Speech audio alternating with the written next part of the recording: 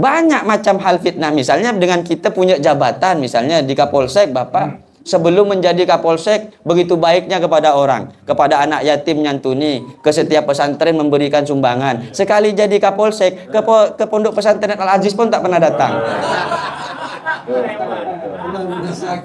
Loh, mantap kan? Mantap. Iya, ini ajaran kakak saya. Ajaran dulu. Siap Ustaz. Iya, langsung siap. Nah, ini namanya fitnah, Pak. Ini namanya fitnah. Jadi secara umum siapapun punya potensi fitnah. Ini apa faedahnya? Apa tujuannya? Dikatakan oleh para ulama bahwa setidak-tidaknya tujuannya itu ada dua. Yang pertama adalah untuk mendoakan para almarhumah. Karena orang yang meninggal dunia, Pak, menurut Al-Imam Ibnul Qayyim Al-Jauzi, beliau mengatakan di dalam kitabnya Kitabur Ruh bahwa orang yang meninggal dunia nih, Pak, ada dua macam modelnya.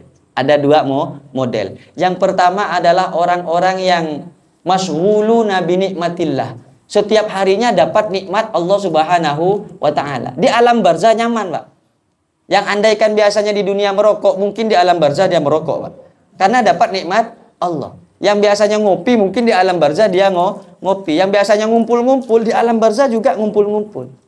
Kita tidak boleh menduga, kita tidak boleh mengira-ngira bahwa orang yang soleh, orang yang ahli agama, orang yang lebih mementingkan agama, beribadah kepada Allah Subhanahu wa taala, sekalipun dia meninggal dunia, itu hanya jasadnya saja. Akan tetapi ruhnya yang ada di hadapan Allah Subhanahu wa taala, wahum inda rabbihim wahum yurzakun. Semuanya mendapatkan rizki dari Allah Subhanahu wa taala. Diibaratkan kalau orang soleh, Pak, meninggal, Pak, seperti kemanten anyar, seperti kemanten baru, Pak. Bagaimana kemanten baru, Pak? Ya gitu terus kerjanya, Pak. Yang tahu Kiai Zain Muhsin kayaknya. Udah kemanten lama ya. Iya.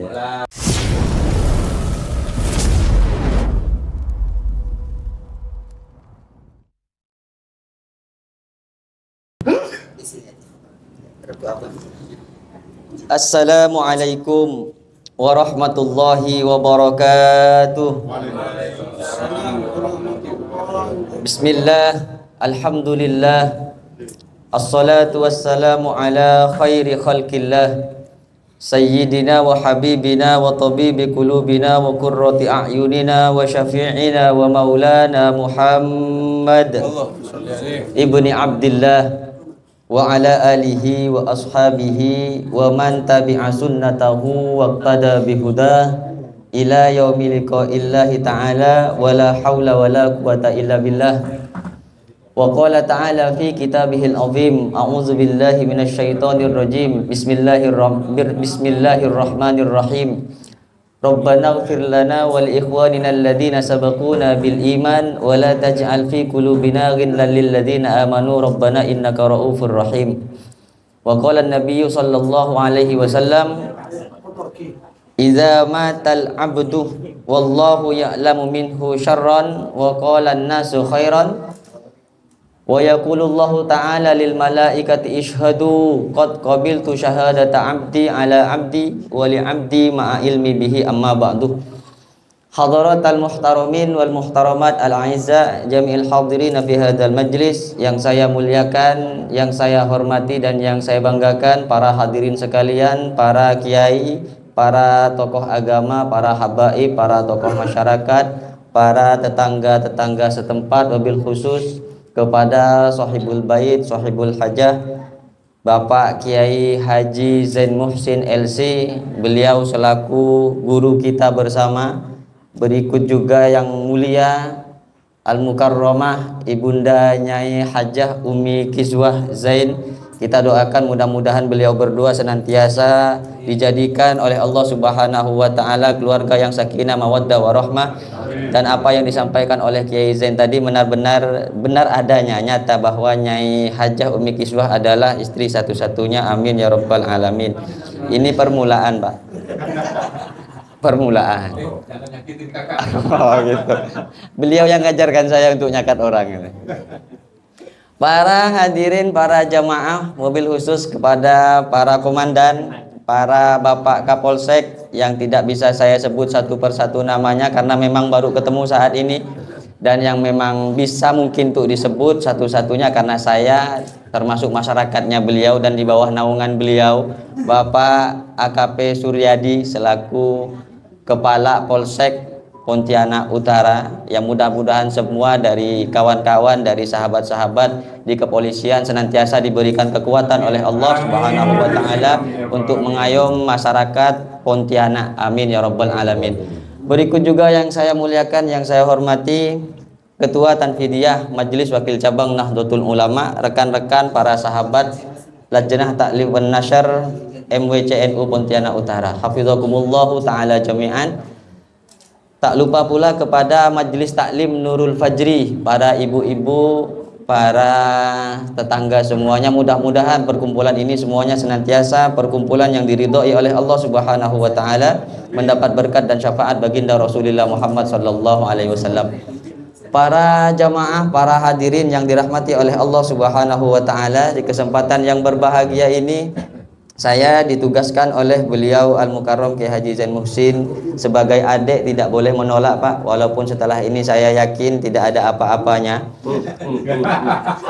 Ngerti beliau ya? Sikit-sikit adalah mana-mana. Oh, mana? 100. Enggak, udah nyogok duluan tadi Pak. Udah nyogok duluan beliau. Jadi yang namanya adik ini tak bisa nolak Pak, disuruh abang. Junior ini tidak bisa melawan senior. Begitu juga di kepolisian, selalu hormat. Siap dan siap. Gas, selalu digas Pak. Ya mau tidak mau, walaupun tidak ada ongkosnya ngegas terus pokoknya Pak. Yang penting berasap. Para hadirin, para jemaah yang dirahmati oleh Allah, sebagai muqaddimah sebelum masuk kepada materi yang akan dibahas tentang pentingnya untuk memperingati haul, bahwa baginda Nabi Muhammad sallallahu alaihi wasallam pernah bersabda, hadis ini diriwayatkan oleh Al-Imam Abu Darda radhiyallahu taala anhu, dan juga hadis ini sering dipidatokan, sering diceramahkan oleh Hadratus Syekh Kiai Haji Hasyim Asy'ari selaku pendiri Jam'iyah Nahdlatul Ulama dan pimpinan akbar, Raisul Akbar di Jam'iyah Nahdlatul Ulama. Sekaligus hadis ini juga dijadikan Al-Qanunul Anasi, Al-Qanunul Asasi, sebagai ADART, anggaran dasar untuk perjuangan bagi Jam'iyah Nahdlatul Ulama. Hadisnya berbunyi, idza zaharatil fitanu awil bid'u aw subba ala ashabi falyudhiril alimu ilmahu faman lam yaf'al dzalik fa alaihi laknatullahi wal malaikati wan nasi ajma'in. Apa maknanya ini? Idza zaharatil fitanu, apabila telah tampak, apabila telah kelihatan, al fitanu apa berbagai macam fitnah, awil bid'u atau berbagai macam bid'ah, au subba ashabi atau orang yang terang-terangan senang mencaci sahabat para nabi. Maka bagaimana untuk merespon perbuatan ini semua? Maka orang yang berilmu, orang yang alim tidak boleh diam. Maka kata Kanjeng Nabi, falyudhiril alimu ilmahu, maka seharusnya bagi orang yang alim untuk menampakkan pengetahuannya, untuk memberantas yang namanya fitnah dan bid'ah. Kenapa demikian? Karena kalau tidak dilaksanakan, kata Kanjeng Nabi, faman lam yaf'al dzalik, maka andaikan ada orang alim yang memang menyembunyikan diri, acuh tak acuh dengan apa yang terjadi di daerahnya, tidak merespon dengan keburukan-keburukan apa yang terjadi di tetangganya, maka orang tersebut, kata Kanjeng Nabi, fa alaihi laknatullahi wal malaikati wan nasi ajmain. Maka orang itu berhak untuk mendapatkan laknat dari Allah Subhanahu wa taala, laknat dari para malaikat, dan laknat dari semua manusia dan makhluk-makhluknya Allah Subhanahu wa taala. Nah, yang ingin saya bahas pertama kali di sini adalah bahasa al-fitnah. Dikatakan oleh Kanjeng Nabi, idza zaharatil fitan, apabila telah nampak apa beberapa fitnah. Yang kita tahu tentang fitnah ini, Bu, kadang ibu misalnya ngomong sama tetangganya yang lain, tuh kau tahu enggak, laki dia tuh dibawa sama orang tuh, padahal tak ada dibawa. Nah, ini kan fitnah. Yang kita pahami seperti ini.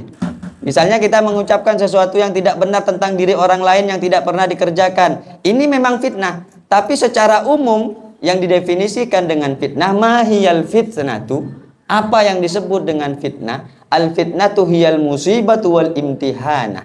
Fitnah adalah sebuah musibah atau fitnah adalah sebuah ujian. Maksudnya bagaimana? Apapun yang merusak kepada keimanan kita, apapun yang bisa merusak kepada ketakwaan kita, apapun yang bisa membuat diri kita semakin jauh kepada Allah Subhanahu wa taala, maka semuanya adalah fitnah secara umum.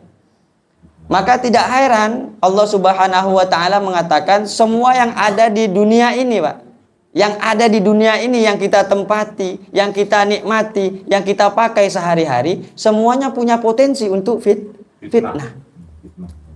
Maka Allah berfirman di dalam Al-Quran, innama amwalukum wa auladukum fitnah. Sejatinya harta yang kalian miliki dan anak-anak yang kalian miliki ini punya potensi fitnah. Bagaimana yang dimaksud dengan fitnah sesuai dengan definisi tadi? Kalau ternyata hartanya bisa membuat dirinya semakin jauh dari Allah Subhanahu wa taala, maka sejatinya harta tadi fitnah. Waktu masih miskinnya, Pak, baiknya sama orang, ramahnya sama orang, nyapa sama orang, tapi sekali dia kaya raya, Pak, dipanggil pun tak noleh. Kalau tak dipanggil Pak Haji, ji tak mau noleh dia. Kau tak tahu ke haji ini mahal 69 juta. Kau manggil nama aku gupron jak nyaman-nyaman kau. Aku ini udah haji, kata dia kan. Nah, hajinya dia nih, Pak, namanya fitnah. Membuat dirinya semakin jauh, membuat dirinya sombong, takabur, dan semakin jauh dari Allah Subhanahu wa ta'ala. Begitu juga kalau punya anak misalnya, ternyata anak kita buat lalai ibadah kita kepada Allah, mau sembahyang takbir Allahu Akbar, anak nangis. Gara-gara anak nangis kita tak bertakbir sama Allah Subhanahu wa taala. Nah, anak kita nih fitnah. Banyak macam hal fitnah, misalnya dengan kita punya jabatan, misalnya di Kapolsek, Bapak. Sebelum menjadi Kapolsek, begitu baiknya kepada orang, kepada anak yatim nyantuni, ke setiap pesantren memberikan sumbangan. Sekali jadi Kapolsek, ke pondok pesantren Al-Aziz pun tak pernah datang. Loh, mantap kan? Mantap. Iya, ini ajaran kakak saya. Ajaran dulu. Siap, Ustaz. Iya, langsung siap. Nah, ini namanya fitnah, Pak. Ini namanya fitnah. Jadi secara umum siapapun punya potensi fitnah. Oleh karena itu, kenapa kok orang senantiasa berada di dalam fitnah yang dia tidak rasakan? Loh, memang Allah Subhanahu wa taala mengatakan, "Walakinna aktsaron nasi la yash'urun." Banyak manusia itu di dalam fitnah dia tidak merasakan. Walakinna aktsarahum la ya'lamun. Dan bahkan mereka mayoritas dengan apa yang dia miliki saat ini, anugerah yang diberikan oleh Allah Subhanahu wa taala, justru bukan dijadikan kedekatan dirinya kepada Allah, maka semakin jauh dia tidak tahu bahwa dirinya mendapatkan fitnah, telah melakukan fitnah untuk dirinya, mendapatkan ujian dari Allah Subhanahu wa taala. Maka dari itu katanya Allah di dalam Al-Quran, orang yang ingin terhindar dari fitnah ada resepnya, ada. Bagaimana caranya? Setidak-tidaknya dengan apa yang diberikan oleh Allah berupa jabatan, harta, anak, pangkat, derajat, martabat, semuanya ditujukan untuk Allah Subhanahu wa taala, maka perbuatan tadi merupakan perbuatan yang selamat dari fitnah. Maka di dalam Al-Quran Allah mengatakan, ya'lamuna zahiran minal hayatid dunya wa hum anil akhirati hum ghafilun. Mereka hanya faham zahirnya dunia, Pak. Faham sama ilmu dunia. Alim dengan pengetahuan dunia. Contoh alim pengetahuan dunia ini, Pak, yang paling dasar saja. Misalnya kita pernah enggak beli-beli semangka misalnya, Pak. Beli kue atau beli durian. Kalau kita nyari seorang semangka nih, Pak, kita yang bukan ahli semangka, kadang kalau kita beli kena yang mentah. Kena yang mentah. Dibuka sama kita, masam, tak ada rasanya, tawar, dan warnanya putih. Tapi kita minta tolong sama orang yang memang ngerti. Apakah dibuka semangka tadi sama orang, Pak? Tak ada, cuma ditepuk-tepuk ya, Pak. Tepuk, puk. Oh ini Pak Ustadz, ini masak, ini merah, ini manis, Pak. Buka, kita makan, betul-betul merah, betul-betul manis. Nah, ini namanya alimud dunia. Mau beli semangka, mau beli durian, rata-rata seperti itu. Orang jual kambing, Pak. Pernah nengok orang jual kambing pakai timbangan, Pak? Tak ada kan, Pak? Cuma dipegang tanduknya, dilihat kepalanya, diusap-usap, ditepuk-tepuk perutnya kan begitu. Tapi dibilang nanti ini, oh ini beratnya ini tak lepas dari 13 kilo. Bapak potong, Pak.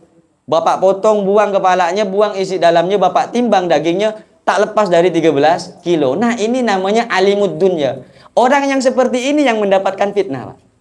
Kenapa mendapatkan fitnah? Wa anil akhirati humul ghafilun. Sementara dia lalai dengan perintah Allah, dia lalai dari agamanya Allah.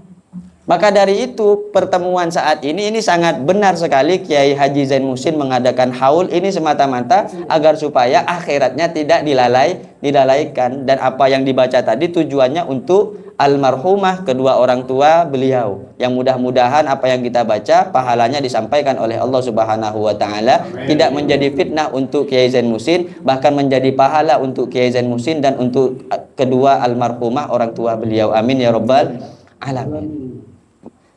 Para hadirin yang dirahmati oleh Allah Subhanahu wa taala. Nah, pentingnya untuk kita mengingat akhirat, boleh jadi, Pak, yang kita hauli saat ini, Pak, adalah orang tua kita. Kita memperingati haul, peringatan meninggalnya orang tua kita. Yang menjadi pertanyaan, yang mau ingat kita nanti mati siapa, Pak? Kalau anaknya ingat, kalau tak cuma rumahnya yang dijual. Rumahnya dijual. Kalau anaknya ngerti dengan agama, tak mikirkan dunia, yang banyak adalah harta bapaknya dijual semua. Maka dari itu perintah haul ini, Pak, bukan perintah sembarangan. Kalau ditanya Bapak, siapa yang nyuruh haul itu kira-kira? Bapak jangan jawab disuruh sama kiai. Kalau Bapak bilang disuruh sama kiai, oh dibantah sama orang-orang. Kiai kan manusia. Artinya kiai punya kesalahan. Tidak benar kalau kiai memerintahkan haul. Kalau Bapak bilang dari Kanjeng Nabi Muhammad, orang bilang, mana hadisnya? Paling yang ada hadis maudhu, hadisnya palsu. Tapi Bapak bilang bahwa perintah haul ini datangnya dari Allah Subhanahu wa ta'ala. Silakan bantah Allah. Mau bilang apa? Oh, Al-Qur'annya palsu. Selama ini tidak pernah ada Al-Qur'an palsu. Tapi kalau hadis palsu ada. Apa firmannya Allah Subhanahu wa ta'ala? Bagaimana perintah Allah Subhanahu wa ta'ala untuk mengadakan haul? Katanya Allah di dalam Al-Qur'an, Rabbana ighfir lana wa li ikhwanina allazina sabaquna bil iman wa la taj'al fi qulubina ghillan lil ladzina amanu Rabbana innaka raufur rahim. Apa artinya, Pak? Kanjeng Nabi pernah didatangi oleh para sahabat, kemudian para sahabat tadi memohon kepada Rasulullah untuk mendoakan orang-orang yang sudah wafat. Allah berfirman, Rabbana ighfir lana, Rabbana ighfir lana, wahai Allah ampunilah kami. Rabbana ighfir lana wa li ikhwanina alladzina sabaquna bil iman, dan orang-orang yang telah lalu, yang telah meninggal dunia yang membawakan keimanan. Wa li ikhwanina alladzina sabaquna bil iman wa la taj'al fi qulubina ghillan lil ladzina amanu Rabbana innaka raufur rahim. Artinya haul ini adalah perintah dari Allah Subhanahu wa ta'ala sebagaimana yang pernah dilakukan oleh Rasulullah sallallahu alaihi wasallam. Artinya ini adalah syariat. Yang kalau misalnya kita punya anak yang hanya dipentingkan keduniaannya saja tanpa mementingkan yang meninggal dunia, berarti anak tadi adalah anak yang menimbulkan fitnah, tidak mementingkan akhirat. Wal iyadu billah, summal iyadu billah. Para hadirin yang dirahmati oleh Allah Subhanahu wa ta'ala, oleh karena itu haul ini, Pak, memiliki makna. Apa maknanya haul? Haul itu artinya tahun, Pak. Haul ini bahasa Arab. Kenapa kok dimaknai tahun? Karena setiap tahunnya diperingati. Lalu kira-kira apa tujuan dari adanya haul ini? Misalnya Kiai Zain Muhsin memperingati haul dari almarhumah Ibunda Yeti Heryati binti Haji Ibrahim dan juga Hajah Ruqayyah Faksan. Ini apa faedahnya? Apa tujuannya? Dikatakan oleh para ulama bahwa setidak-tidaknya tujuannya itu ada dua. Yang pertama adalah untuk mendoakan para almarhumah.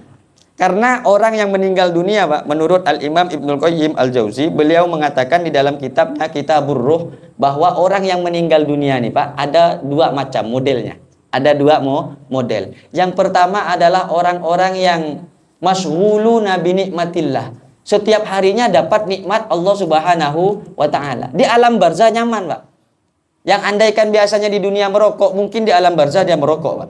Karena dapat nikmat Allah. Yang biasanya ngopi, mungkin di alam barzah dia ngopi. Yang biasanya ngumpul-ngumpul, di alam barzah juga ngumpul-ngumpul. Kenapa kok seperti itu? Katanya Allah di dalam Al-Quran, wala tahsabannallazina qutilu fi sabilillahi amwata bal ahya'un 'inda rabbihim wa hum yurzakun. Kita tidak boleh menduga, kita tidak boleh mengira-ngira bahwa orang yang soleh, orang yang ahli agama, orang yang lebih mementingkan agama, beribadah kepada Allah Subhanahu wa taala, sekalipun dia meninggal dunia, itu hanya jasadnya saja.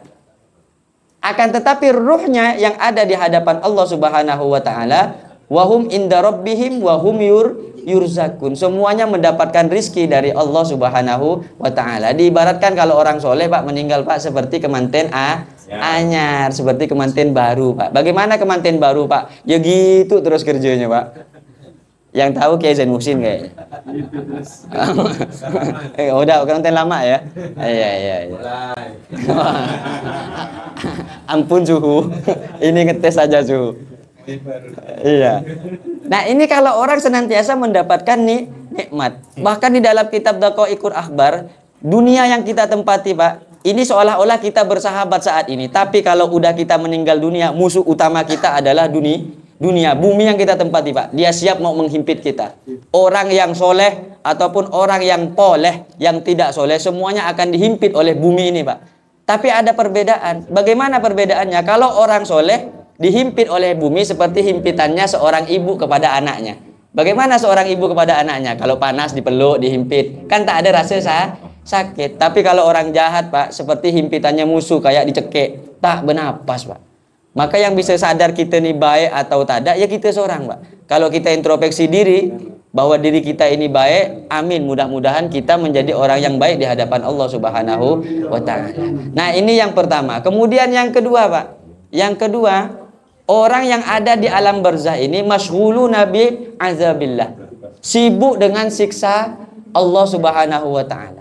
Sehingga ketika dia disiksa, senantiasa disiksa oleh Allah, tidak ada waktu untuk mereka diizinkan oleh Allah Subhanahu wa ta'ala bertemu dengan sanak familinya, kecuali sanak familinya yang ingat memberinya doa-doa. Maka dari itu, kesempatan pada hari yang mulia ini, di malam yang mulia ini, kita semua diminta oleh Al-Mukarram Kiai Zain Muhsin untuk mendoakan almarhumah Ibunda Yeti dan juga Hajah Ruqayyah ini dengan doa-doa yang kita baca, yang kita panjatkan. Mudah-mudahan dosa-dosa beliau diampuni oleh Allah Subhanahu wa ta'ala dan beliau ditempatkan di surganya oleh Allah Subhanahu wa ta'ala. Amin ya rabbal alamin. Sedikit lagi, Pak. Masih bisa terus ini, Pak? Bisa. Alhamdulillah, kayaknya tebal lah nih. Tebal. Nomor lama kan? Aman. Oh, Nomor lama. transferan ya? Oke, aman. Siap. Kemudian ini tujuan yang pertama, Pak. Yang pertama adalah mendoakan orang yang sudah meninggal dunia. Yang tidak boleh, Pak, mendoakan orang mati, Pak. Tak boleh, Pak. Misalnya Pak Suryadi masih hidup didoakan mati. Mudah-mudahan, tak boleh itu, Pak. Kalau mendoakan orang yang sudah meninggal itu boleh. Kemudian yang kedua, Pak. Yang kedua, tujuan diadakannya haul adalah menyebutkan kebaikan-kebaikan orang yang sudah meninggal dunia.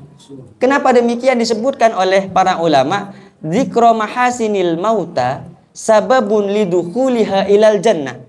Kita ini tidak boleh menyebutkan keburukan-keburukan orang yang sudah meninggal dunia. Yang boleh menyebutkan kebaikannya. Kata Kanjeng Nabi, uzkuru mahasina mautakum wa kufu an masawihim. Sebutkan semua apa yang pernah dia lakukan, perbuatan baik itu, dan tahan apa yang pernah dia kerjakan berupa perbuatan buruk. Sehingga kalau kebaikannya kita sebut, maka orang tadi bisa berpotensi untuk dimasukkan ke dalam surganya Allah Subhanahu wa ta'ala. Nah, ada satu kisah yang ini juga diriwayatkan dari hadis Nabi Muhammad sallallahu alaihi wasallam. Kata Kanjeng Nabi, Pak, idza matal abdu, apabila telah meninggal dunia, al-abdu siapa? Seorang hamba, karena semuanya pasti akan mati, Pak. Mau orang yang gagah, orang yang kurus, orang yang gemuk, orang yang pendek, orang yang putih, orang yang hitam, semuanya pasti akan mati. Nah, apa katanya Kanjeng Nabi? Idza matal abdu, apabila telah meninggal dunia al-abdu siapa? Seorang hamba, wallahu ya'lamu minhu syarron, Allah tahu kalau dia tadi ini orang jelek, orang jahat, Pak. Tapi semua manusia wa qalan nasu khairan, Akan tetapi semua manusia mengatakan ini adalah orang baik. Walaupun Allah tahu perbuatannya perbuatan buruk yang dia sembunyikan dari banyak-banyaknya manusia di hadapan manusia, tapi Allah tahu. Kalau di hadapan orang-orang banyak dia netes Pak, seolah-olah dia orang baik. Kalau misalnya mau ngasih sumbangan harus foto dulu Pak, ngasih santunan beras kasih foto dulu Pak, santunan begitu kan. Ini katanya dokumentasi. Padahal di balik itu adalah pemberian orang semua Pak, cuma penyalurannya lewat kita. Allah kan tahu kalau itu jelek. Tapi di hadapan manusia ini adalah perbuatan baik. Apa kata Kanjeng Nabi, Pak? Wa yaqulullahu ta'ala lil malaikati, Allah berfirman, Allah berkata kepada malaikatnya, ishhadu ya malaikati, wahai malaikatku saksikanlah, qad qabiltu syahadata abdi ala abdi wa li abdi ma'a ilmi bihi. Saya terima persaksian hamba-hambaku kalau dia adalah dikatakan sebagai orang yang baik. Dan saya ampuni segala dosa-dosanya. Dan ini ada sebuah kisah, Pak. Ada sebuah cerita. Dahulu ada seseorang yang hidupnya innahu asya fil khilah wa mata fil khilah. Hidupnya suka menipu, Pak, dan matinya menipu. Tapi dosanya diampuni oleh Allah Subhanahu wa taala. Ini unik, Pak. Ini unik. Mudah-mudahan tak terjadi ke kita lah ya.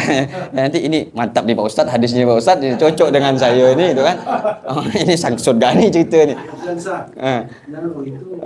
Jadi ceritanya bagaimana?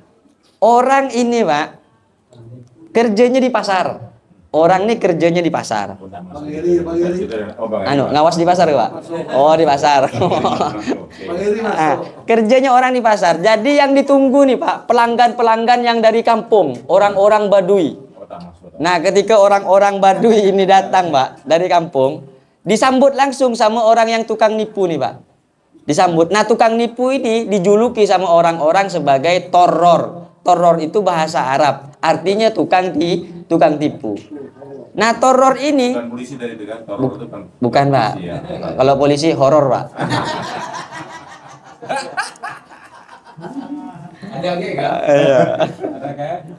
Akhirnya bagaimana?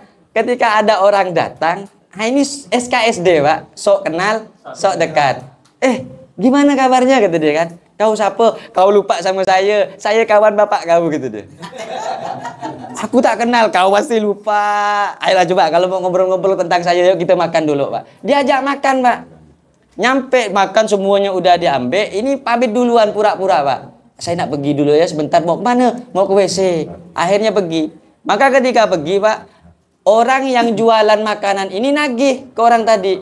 Pak, bayarannya mana Pak? Oh saya diajak sama orang yang tadi. Oh saya tidak mau tahu Pak. Orang tadi memang kerjaannya begitu Pak. Toror namanya, tukang tipu memang biasa begitu Pak. Dan bapak yang ditipu namanya tolol Pak. Ditipu terus. Yang nipu toror, ini yang ditipu tolol ini. Kan sangsut akhirnya kan. Akhirnya udah Pak, dibayarlah sedih dah. Nah kerjaannya setiap hari begini Pak. Korbannya itu banyak. Ini kendalanya kenapa korban banyak? Karena polisi hanya duduk-duduk di Kapolsek saja. Iya Pak. Tidak datang ke pasar ini. Tak lapor. Iya paham. Nah ya Allah. Benar. Kayaknya kacau lah pengajiannya. Akhirnya apa Pak? Akhirnya orang tadi Pak sakit parah. Akhirnya saking sakit parah dia ingat sama dosa-dosanya nih Pak. Dia punya kawan dua. Dia cerita sama kawannya, saya ini kayaknya tak lama lah hidup. Saya takut dengan siksa Allah. Pandai pula takut dia nih Pak, walaupun tukang tipu. Akhirnya dia bilang sama kawannya, saya kalau mati minta tolong ya, saya sewa kau untuk nyampaikan ke orang kalau aku ini orang baik, bukan orang jahat. Nah kalau orang NU Pak, kalau udah meninggal dunia, sebelum dibawa ke kuburan, ini ada namanya isyhad Pak. Isyhad ini biasanya jenazah dipegang, mau digotong, ada seorang kiai menyampaikan, bilang sama para jamaah, saksikanlah bahwa Suhar ini orang baik. Nah, kayak gitu Pak. Nah ini hadis ini jadi dalil itu. Orang-orang Nahdliyin ini, orang-orang NU ini. Nah akhirnya bagaimana? Maka ketika orang tadi meninggal dunia karena udah disewa Pak. Akhirnya udah Diceritakan ke orang tadi Pak sambil digotong. Ini mayat orang baik kata dia. Ini mayat orang baik, orang baik. Akhirnya tetangga bilang baik dari mana? tukang tipu semua. Sampai dimakamkan Pak. Maka ketika dimakamkan, nah disinilah ada keajaiban yang diberikan oleh Allah Subhanahu wa taala di dalam hadis tadi. Apa katanya? Katanya Allah di dalam kelanjutan dari syarah hadis tadi, penjelasan hadis tadi, bahwa Allah Subhanahu wa taala ketika memerintahkan malaikat yang memeriksanya bernama Munkar Nakir, Allah langsung mengatakan Pak kepada malaikat, "Utruka ya malaikati, wahai malaikat tinggalkan dia. Dia adalah hambaku. Innahu asya fil hilah wa mata fil ilah wa qad ghafartu dzunubahu." Dia hidup dalam keadaan menipu, meninggal pun dalam keadaan nipu saya.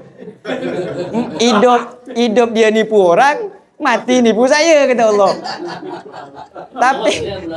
Tapi dia ini hamba saya.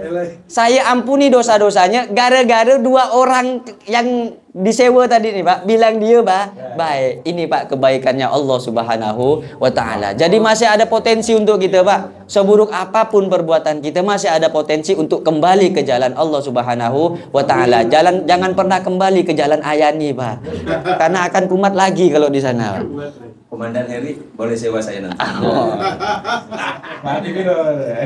Jadi penting untuk mengadakan haul salah satunya adalah untuk menyebut kebaikan-kebaikan orang yang telah meninggal dunia.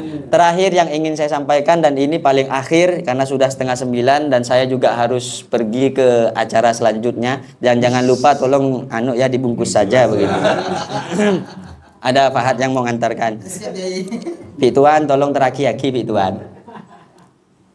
Terakhir cerita bahwa dahulu Pak, ini saking pentingnya untuk menyampaikan kebaikan orang yang meninggal dunia. Dulu di zamannya Imam Malik radhiyallahu taala anhu, ada seorang PSK Pak. Bapak tahu PSK ya Pak ya? Pekerja seks komersial. Ibu tahu PSK ya Bu ya? Pekerja seks komersial. Kerjanya bagaimana ya? Kerjanya seperti itu sudah. Berada di tempat-tempat remang-remang. Akhirnya orang tadi mati Pak. Orang tadi PSK ini mati. Maka ketika mati, wah tetangganya keluar semua Pak. Ya maklum yang namanya ibu-ibu Pak. Mampus kau, nyaman kau mati sekarang kau. Gara-gara kau laki aku nyangkut ke kau, kata dia. Akhirnya Pak sudah dimandikan Pak sama para ibu-ibu ini Pak. Karena yang meninggal perempuan, yang memandikan perempuan. Maka ketika yang memandikan perempuan, mohon maaf, ketika sampai di kemaluannya Pak saat dimandikan, ini sambil ditepuk Pak. Gara-gara ini ya, kata dia. Memang kau nih lah, kata dia. Cobalah kau tuh, laki saya tuh rasanya sama, Pak. Ngapa nyangkut ke kau, kata dia. Nah ini namanya qadful muhsanat Pak. Ini menuduh zina. Walaupun benar-benar dia PSK, tidak boleh kita bilang orang melakukan zina. Kayak orang-orang sekarang kan lata Pak. Asal ada orang bergonceng berdua Pak, orang pacaran, kau bejina, kata dia. Tidak boleh itu Pak. Itu qadful muhsanat namanya itu. Itu haddul qadab, harus dirajam itu. Saking menjaganya Islam kepada marwah harga diri orang lain, sehingga harus disaksikan 4 orang. Akhirnya bagaimana Pak? Diazab oleh Allah Subhanahu wa taala. Yang mandikan tadi Pak sambil nepuk kemaluannya, melekat tangannya Pak. Tangannya melekat. Akhirnya bingung semua orang. Kenapa kok bingung? Karena yang orang datang ke satu kiai bilang, "Oh, potong saja tangannya kemaluan dari orang yang meninggal dunia." Menyakiti orang yang sudah meninggal dunia ini juga haram, Pak. Enggak boleh. Akhirnya datang ke kiai yang nomor 2, kiai yang nomor 2 bilang, "Potong saja tangannya." Yang ini juga orang sehat, tidak boleh. Akhirnya semua bingung, semua datang para kiai itu kepada rajanya kiai yang bernama Al-Imam Malik bin Anas radhiyallahu taala anhu. Ketika Imam Malik bin Anas mendengarkan cerita dari warganya tadi, Imam Anas bin Malik mengambil seuntai seperti rotan itu Pak. Kemudian didatangi orang yang menuduh orang yang sudah meninggal tadi melakukan zina, itu dicambuk sebanyak 100 kali. Dan ini memang perintah Allah bagi orang yang melakukan tuduhan zina kepada orang lain. Maka ketika sampai 100 dan lepaslah apa yang melekat tangan tadi di kemaluan jenazah perempuan tadi. Nah ini pentingnya untuk menceritakan kebaikan-kebaikan orang yang sudah meninggal dunia. Mudah-mudahan dengan hadirnya para hadirin semua dan doa-doa yang dipanjatkan menjadikan keberkahan untuk almarhumah Ibu Yeti Herianti binti Haji Ibrahim dan Hajah Ruqayyah, mudah-mudahan dosa-dosa beliau diampuni oleh Allah Subhanahu wa taala dan beliau ditempatkan di tempat yang mulia di hadapan Allah Subhanahu wa taala. Dan kepada semua para hadirin saya mohon maaf apabila apa yang saya sampaikan menyinggung perasaan para hadirin sekalian, dan ini semata-mata saya disuruh sama kakak saya. Dan mohon maaf kepada Kak Tuan Zain Muhsin, dari tadi saya guyon ke beliau ini, saya rasa cangkolang Pak, saya rasa kurang ajar saya ke beliau ini. Karena dari usia jauh Pak, tapi beliau tadi mengakunya 28 tahun. Mungkin cukup ini yang bisa disampaikan, mudah-mudahan ada berkah dan manfaatnya. Hadana wa iyyakum ila siratikal mustaqim. Assalamualaikum warahmatullahi wabarakatuh.